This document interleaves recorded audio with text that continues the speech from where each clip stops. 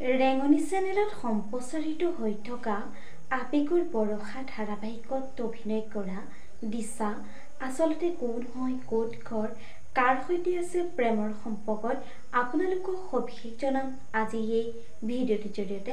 গতিকে ভিডিঅ'টো অলপ স্কিপ নকৰাকৈ শেষলৈকে চাই থাকিব।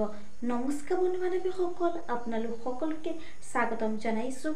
মই প্ৰতীক্ষাই SP নিউজ আছামিজৰ অন্য এটি নতুন ভিডিঅ' লৈ আপোনালোকৰ বাবে লৈ আহিছোঁ পুনৰ এটি নতুন ভিডিঅ'টো সকলোৱে আদৰি ল'ব বুলি আশা কৰিলোঁ। আহক আজি ভিডিঅ'টোৰ পৰৱৰ্তী অংশলৈ আগবাঢ়োঁ।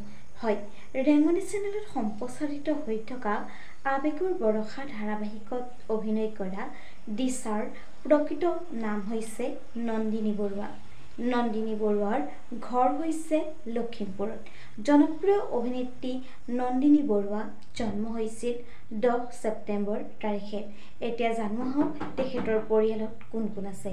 হয়, তেখেতৰ পৰিয়ালত আছে মাক, ককায়েক, এগৰাকী বৌয়েক আৰু এজনী কণমানি ভতিজাক।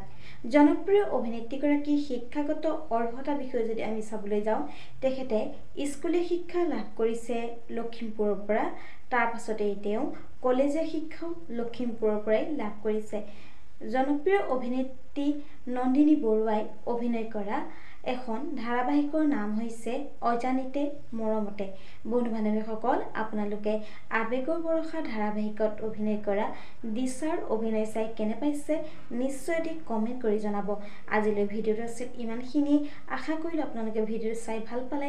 তেনে ভিডিঅ'টোত এটা লাইক কৰিব, কমেণ্ট কৰিব, শ্বেয়াৰ কৰিব, লগতে চেনেলটো ছাবস্ক্ৰাইব কৰি কাষতে থকা বেল আইকনটো প্ৰেছ কৰি অল কৰি দিবলৈ নেপাহৰিব। ধন্যবাদ।